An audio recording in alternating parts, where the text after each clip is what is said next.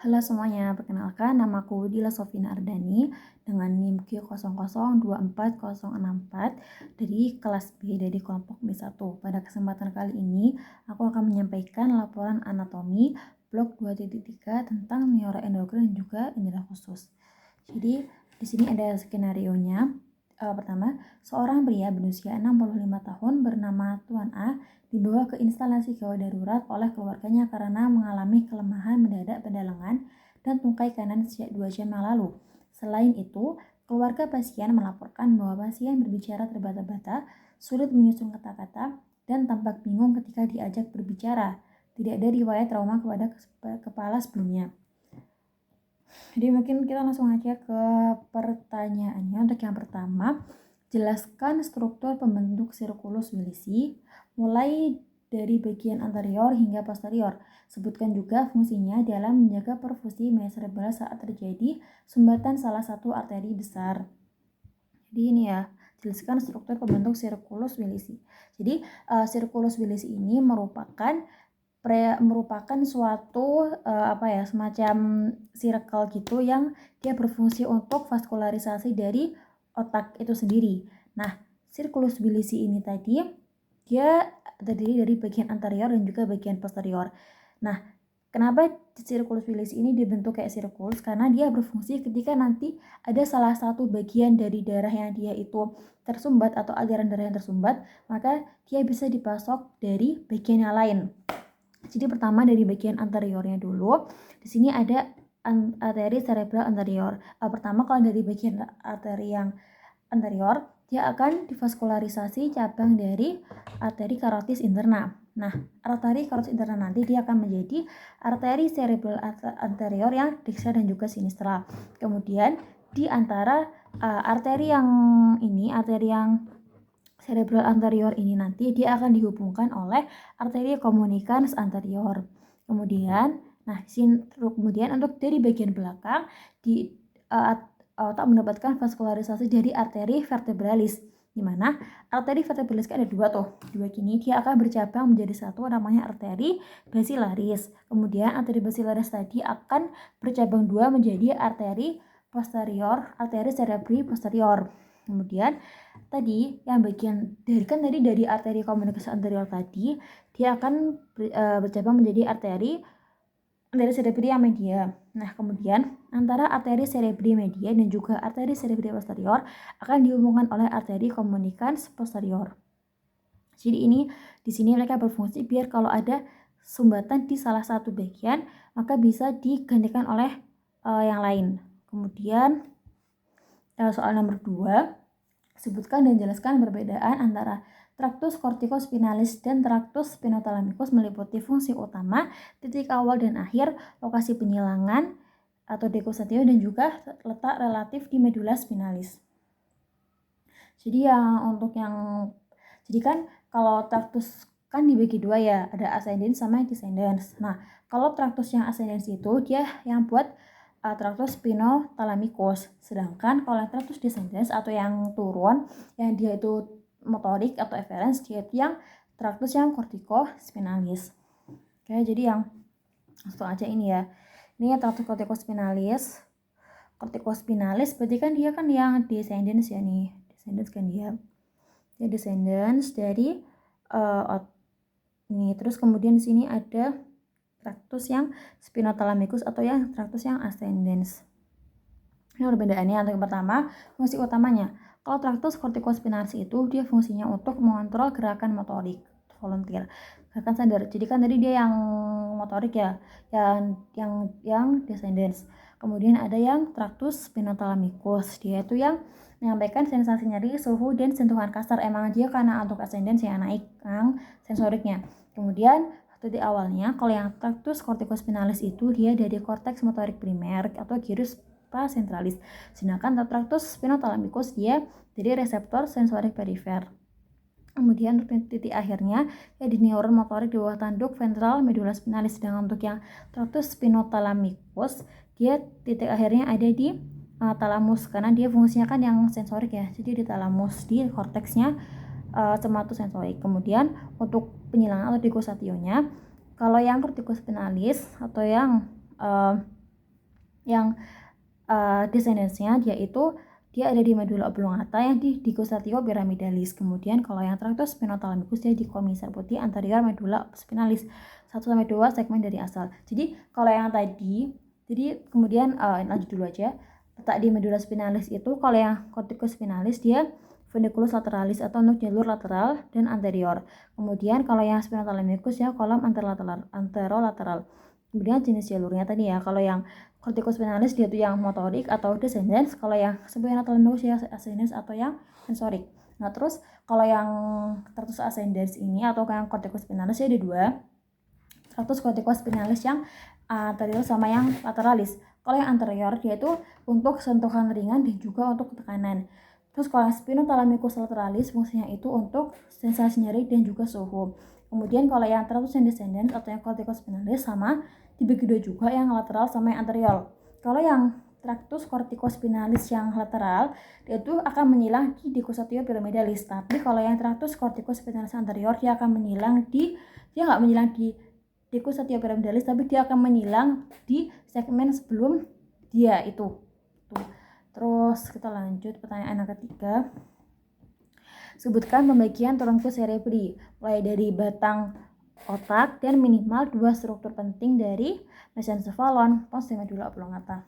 Jadi trunkus cerebri itu dia atau batang otak dia itu dibagi jadi 3 bagian atau ada 3 bagian di situ. Pertama ada mesencephalon, kemudian ada pons, pharynx dan juga medula oblongata. Nih ada yang mesencephalon itu yang ini mesencephalon. Terus mesencephalon, di sini ada pons. Mana sih? Oh ini mesencephalon, pons sama medula oblongata ini. Nih. Kalau untuk gambar lainnya mungkin ini nih. Mesencephalon, pons, ini medula oblongata. Kita bedah satu yang pertama untuk mesencephalon dulu. Mesencephalon ini dia terdiri dari pedunculus cerebri. Nah, di pedunculus cerebri ini nanti dia di sini ada yang namanya crus cerebri, itu yang segini, crus cerebri. Nah, terus crus cerebri, terus nanti ada namanya crus cerebri ini dia mengandung cerabut descendens fibrae corticopontines. Nah, kemudian di sini ada tegmentum. Ini kan tegmentum mesencephali. Terus di antara crus cerebri sama tegmentum ini tadi dia dipisahkan oleh substansia namanya substansia nigra atau hitam. Nah, terus di substansia nigra ini tadi dia itu ada dua pars. Yang pertama pars compacta dan pars reticulosa. Nah, jadi kalau substansia nigra kenapa dia itu nigra atau gelap? Karena jadi warna gelapnya itu akibat dari pigmen melanin yang terkandung di dalam badan sel sarafnya. Kemudian kalau di pars compacta ini dia tuh yang mengandung pigmen neuromelanin. Jadi dia tuh bagian yang gelap gitu kan, yang kompak gelap. Yang dia tuh pigmen neuromelanin itu dia efek sampingnya atau hasil sampingnya adalah pembuatan dopamin. Nah, dopamin ini berfungsi untuk pada lintasan dopaminergic yang nikrostriatal. Kemudian ada pars reticularis. Pars reticularis ini tuh dia mengandung neuron dan tidak berpigmen. Kemudian kalau yang tegmentum mesencephali ini kan di sini ada, tegmentum ini ada yang struktur namanya nucleus ruber atau warnanya merah. Jadi emang dia tuh ada khas warna merahnya gitu kan. Terus dia di sini terdapat lemnicus lateralis yang tampak memasuki colliculus inferior untuk jarak dari pendengaran. Kemudian ini crus cerebri tadi kan. Habis itu selanjut di sini dia ada fossa interpeduncularis yang ini. Nah, di fossa interpeduncularis itu dia dilalui oleh nervus 3 atau nervus oculomotorius. Kemudian di sini dia juga ada ini kan terus di sini ada aqueductus mesencephali. Jadi ini aqueductus mesencephali ini tadi dia itu fungsinya untuk menghubungkan antara ventriculus tertius dan juga ventriculus yang quadratus. Kemudian untuk yang mengalirkan LCS. Habis itu di sini juga ada yang namanya tectum mesencephali. Nah, tectum mesencephali yang ini bawah sini.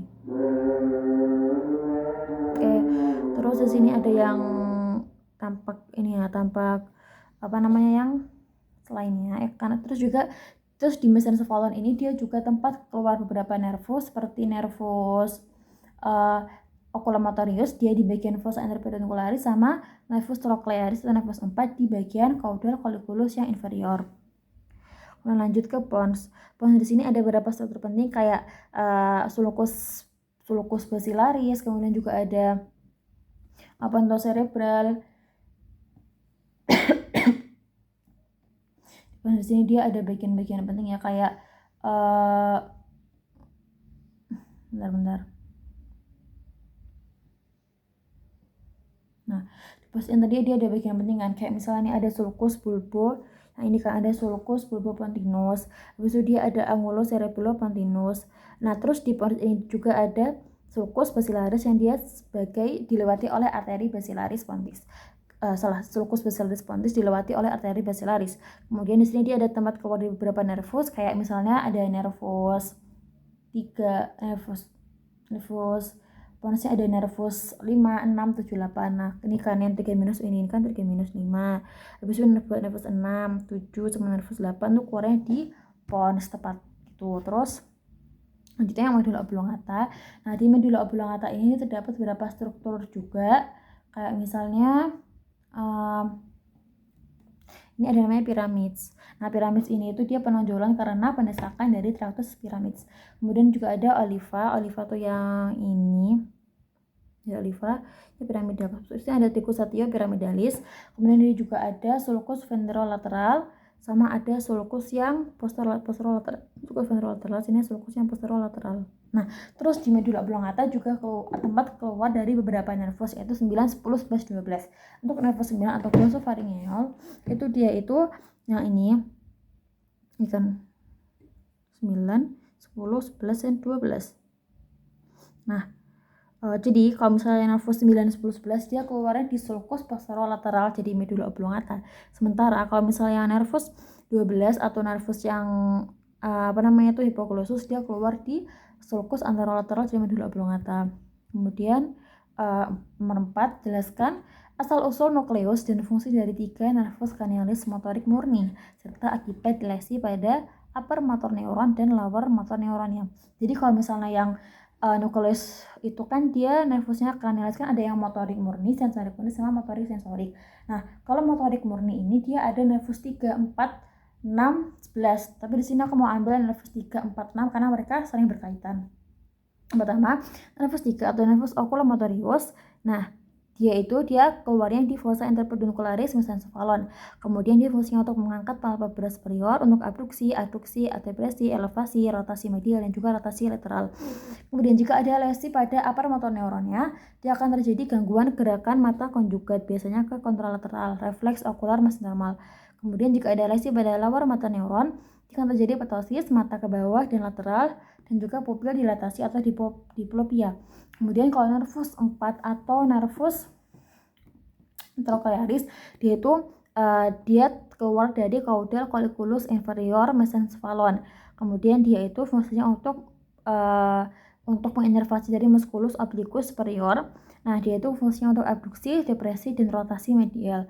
Kemudian jika ada lesi pada upper motor neuron, maka dia itu jarang terjadi. Tapi kalau misalnya ada, dia akan terjadi gangguan gerak vertikal konjugat. Kemudian ada lesi lower motor neuron. Nah, ini dia itu diplopia vertikal, kesulitan menghindar ke bawah saat keaduksi, dan kepala miring ke sisi sehat. Kemudian ada nervus 6 atau abdusen, dia keluarnya di sulcus bulbopontinus pons. Dan dia itu fungsinya akan menginervasi dari musculus rectus lateralis untuk abduksi. Yaitu untuk lesi, jika terjadi lesi upper motor neuron, maka dia akan terjadi paralisis pandangan ke sisi lesi bersama mata kontralateral. Kemudian jika ada refleks okular bisa tetap ada lesi. Terus kalau lesi lawan motor neuron, dia matanya itu tidak akan bisa abduksi, deviasi medial dan juga diplopia horizontal. Jadi tiga ini sama-sama untuk inervasi dari muskulus yang ada di mata. Nah, tadi kalau yang untuk nervus 3 atau yang oculomotorius dia itu untuk menginervasi dari yang sisanya selain dari musculus obliquus superior dan juga musculus rectus lateralis. Dan lanjut ke nomor 5, jelaskan area lokasi dan fungsi dari area Brodmann berikut ini.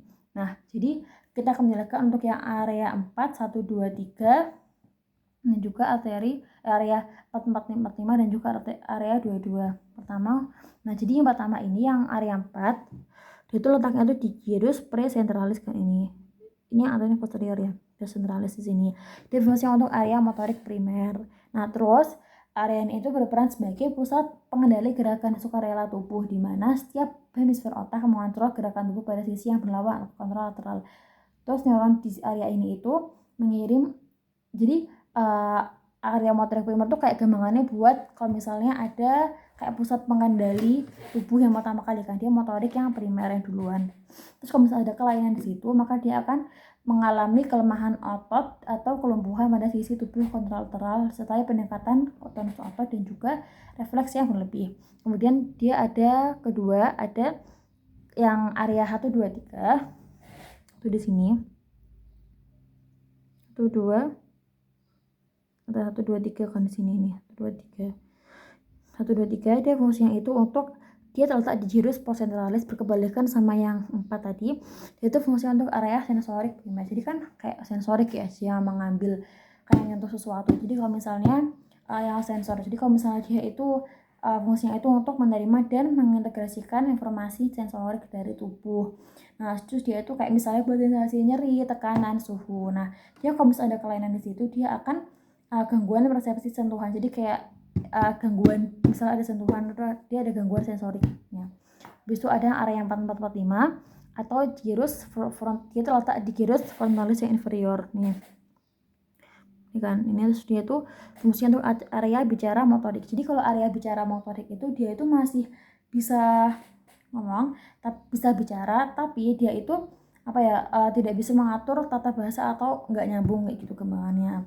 Terus kemudian ada yang area 22 atau bisa disebut sebagai ini 2 atau area auditory sekunder, atau misalnya dia itu berperan dalam pengolahan lanjut sinyal pendengaran dari area primer. Jadi kan dia kan kalau yang auditory primer itu dia kayak menangkap suara, tapi kalau sekunder itu dia memproses suara itu ke otak gitu. Jadi kalau misalnya ada gangguan, maka dia tidak akan mampu untuk mencerna bahasa yang dia dengar kayak gitu gampangannya. Terus lanjut.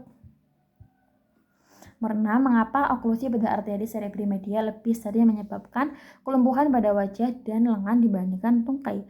Jelaskan dengan mengaitkan distribusi vaskular dan homunculus motorik. Jadi kan ini kan mengapa oklusi? Jadi kenapa bisa terjadi oklusi itu karena kan arteri cerebri media itu dia akan dia itu akan memvaskularisasi korteks cerebri yang lateral yang atau di gyrus prasentralis lateral. Nah, makanya dia itu untuk mendukung gerakan wajah dan juga lengan pada homunculus yang motorik. Sementara kalau yang arteri cerebri yang anterior dia itu kan menyuplai yang itu memvaskularisasi dari lobus yang posentralis atau yang cortex medial. Nah, dia itu mengontrol dari gerakan yang tungkai tadi.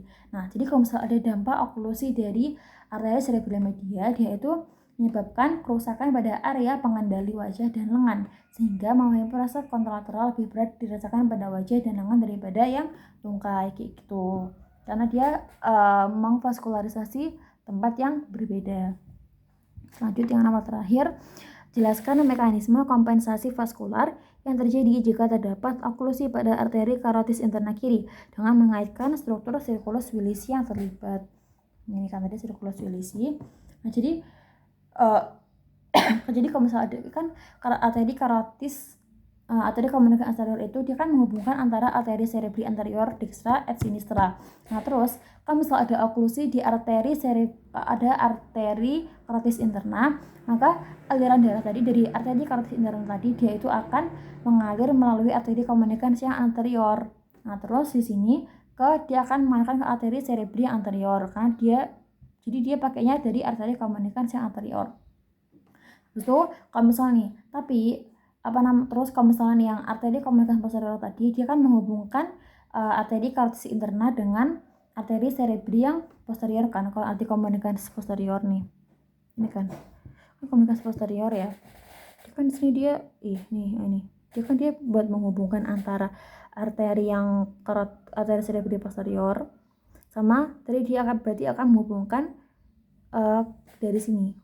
Jadi mereka tuh saling menghubungkan gitulah gampangannya. Gitu.